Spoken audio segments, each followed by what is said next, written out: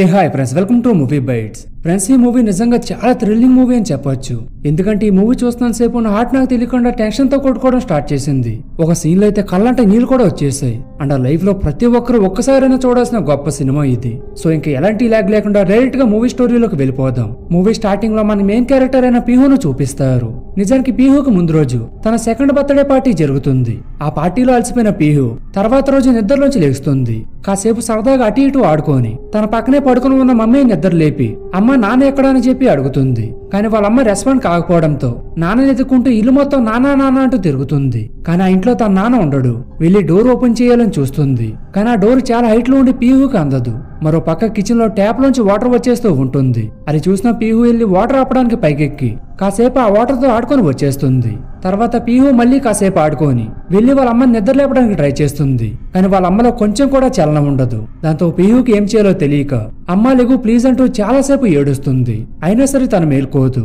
ఇంకా పీహు ఆపుకోలేక తనకి తాను వాష్రూమ్కి వెళ్ళి వస్తుంది. అమ్మ లేకపోయేసరికి మళ్ళీ తన మీద పడుకొని అమ్మ లెగుంటూ చాలాసేపు ఏడుస్తుంది.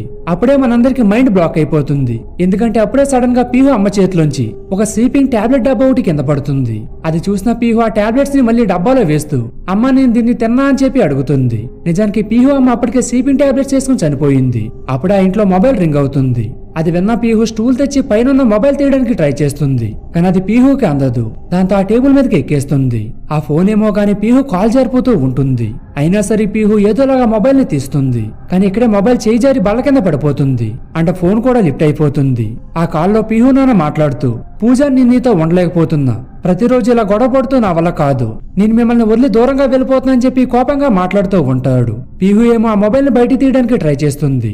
ఇంతలో పీహు మాటలు వినిపించడంతో పీహు మీ అమ్మకి ఫోన్ ఇవ్వని చెప్పి అంటాడు. అప్పుడు పీహు నాన్న అమ్మ పడుకొని లేవట్లేదని చెబుతుంది.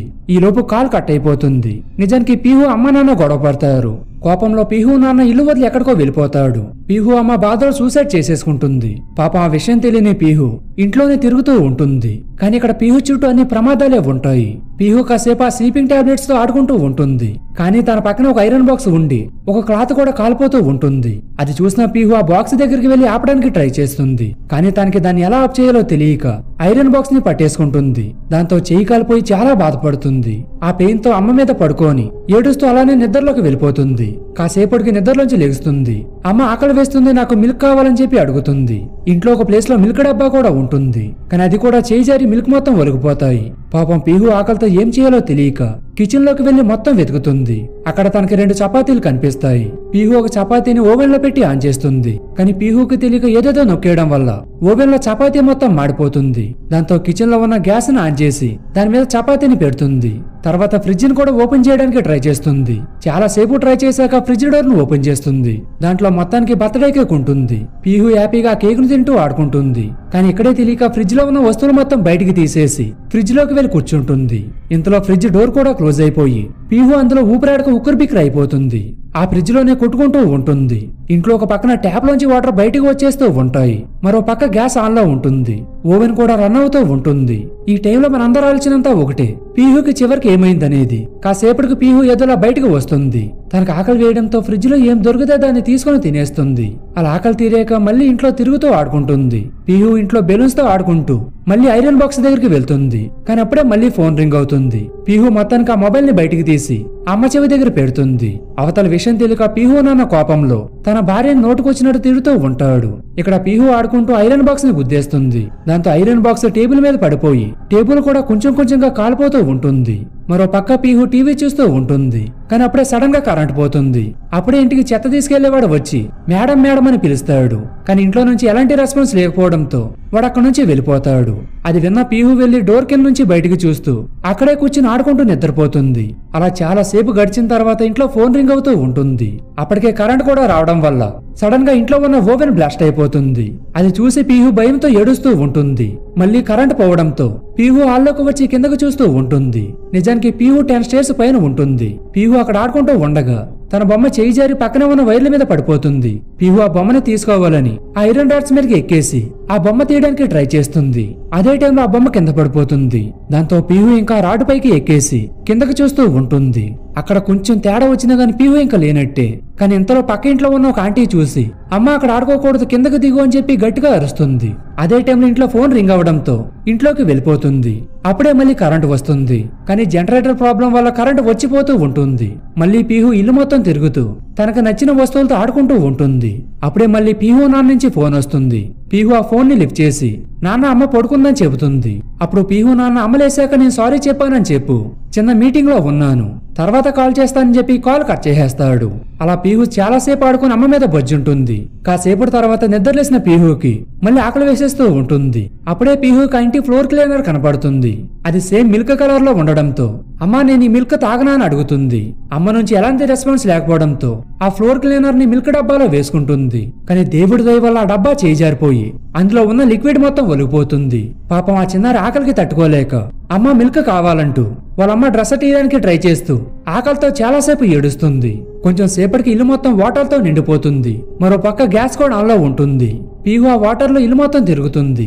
ఇంట్లో ఒక పక్కన పాడైపోయిన ఫుడ్ ఉండడంతో పీహుకి తెలియక దాన్ని తినేస్తూ ఉంటుంది. మరో పక్క బయటికి వాటర్ వెళ్ళిపోవడంతో బయట ఉన్న అందరూ ఇంట్లో ఎవరైనా ఉన్నారని చెప్పి తలుపులు బాదుతారు. కానీ ఇంట్లో నుంచి ఎలాంటి రెస్పాన్స్ లేకపోవడంతో అందరూ తలుపులు కొట్టి కొట్టి వెళ్ళిపోతారు. అప్పుడు మళ్ళీ పీహు నాన్న కాల్ చేస్తాడు. పీహు ఆ కాల్ లిఫ్ట్ చేసి నాన్న నాకు ఒక కథ చెప్పు అని అడుగుతుంది. పీహు నాన్న కూడా కథ చెప్తాడు. అలా చాలా సేపు మాట్లాడిన తర్వాత ఫోన్ అమ్మకు ఇవ్వమని చెప్పి అంటాడు. అప్పుడు పీహు నాన్న అమ్మ పడుకుందని చెబుతుంది. అది విన్న పీహు నాన్నకి టెన్షన్ మొదలవుతుంది. పీహు ఫోన్ కట్ చేయకంటూ నేను ఇంటికి వస్తానని చెప్పి కోల్కతా నుంచి బయలుదేరతాడు. ఇంతలో పీహుకి తెలియక ఏదేదో మాట్లాడుతూ ఉంటుంది. అప్పుడే సడన్ గా ఫోన్ కట్ అయిపోతుంది. ఇక్కడ పీహు ఆడుకుంటూ కింద పడిపోయిన స్లీపింగ్ టాబ్లెట్స్ ని తినేస్తుంది. ఇంకా పీహుకి కొంచెం కొంచెంగా మత్తు రావడం స్టార్ట్ అవుతుంది. అప్పుడే మళ్ళీ పీహు నాన్న కాల్ చేస్తాడు. కానీ అప్పటికే పీహు నిద్రలోకి జారుకుంటుంది. మరో పక్క ఫోన్ రింగ్ అవుతూ ఛార్జింగ్ లేక స్విచ్ ఆఫ్ అయిపోతుంది. అలా చుట్టూ ఒక్కసారిగా నిశ్శబ్దం కమ్మేస్తుంది. ఇంతలో ఐరన్ బాక్స్ వల్ల టేబుల్ మొత్తం కాలిపోతుంది. అలా చాలా సేపు తర్వాత బయట నుంచి చాలా మంది డోర్స్ కొడుతూ ఉంటారు. అప్పటికే ఇల్లు మొత్తం పొగలు కమ్మేసి ఇల్లు చెల్లాచెదురు అయిపోతుంది. గోడలు కూడా మసిపెట్టేసి నల్లగా మారిపోతాయి. అప్పుడే పీహు నాన్న కూడా ఇంటికి వచ్చేస్తాడు. అందరూ కలిసి ఇంటి డోర్ ని బద్దలు కొడతారు. ఇంట్లోకి వచ్చిన పీహు నాన్న పూజ పీహు అంటూ టెన్షన్ తో ఇల్లు మొత్తం తిరుగుతాడు. అక్కడ ఇంట్లో పూజ చనిపోవడం చూసి అయ్యో అని చాలా ఏడుస్తాడు. ఇంకా పీహు కనిపించకపోవడంతో పీహు అంటూ ఇల్లు మొత్తం తిరుగుతాడు. కానీ పీహు ఎక్కడా కనిపించదు. దాంతో పీహు నాన్నకి ఏం చేయాలో అర్థం కాక చాలా ఏడుస్తూ ఉంటాడు. అదే టైంలో నాన్న నేను ఎక్కడున్నానంటూ ఒక చిన్న వాయిస్ వినిపిస్తుంది. నిజానికి పీహుకి ఏమీ కాదు, తన మంచం కింద కూర్చుని ఆడుకుంటూ ఉంటుంది. పీహును చూసిన పీహు నాన్న కొంచెం ఊపిరి పీల్చుకుంటాడు. పీహు తన నాన్నని చూస్తూ నాన్న అమ్మని లెగమని చెప్పు, నేను ఒక మంచి ఇల్లుని తయారు చేసిన చూడని అంటుంది. ఆ మాట విన్న పీహు నాన్న బాధ ఆపుకోలేక ఒక్కసారిగా పెద్దగా ఏడుస్తాడు. దాంతో ఈ మూవీ ఎండ్ అయిపోతుంది. ఫ్రెండ్స్, ఈ సినిమా ద్వారా మనం చాలా విషయాలు తెలుసుకోవాలి. మనం కొన్నిసార్లు తొందరపాటులో తీసుకున్న నిర్ణయాలు మన జీవితాలని తలకిందలు చేసేయచ్చు. అంటే చాలా మంది పేరెంట్స్ ఇంట్లో గొడవలు పడుతూ తమ పిల్లలు కూడా పట్టించుకోవడం మానేశారు. దానివల్ల వాళ్ళ పిల్లల జీవితాలు ఎన్నో ప్రమాదాల్లో పడతాయి. అందులో ఒకటి ఈ మూవీలో మనకు చూపించారు. దయచేసి పేరెంట్స్ ఎవరు కూడా చిన్న చిన్న తప్పులు చేసి మీ పిల్లల జీవితాలను నాశనం చేయకండి. కొంచెం జాగ్రత్తలు పాటిస్తూ అందరూ సంతోషంగా ఉండండి. మెయిన్లీ కోపంలో ఎలాంటి నిర్ణయాలు తీసుకోకండి. Thank you. జై హింద్.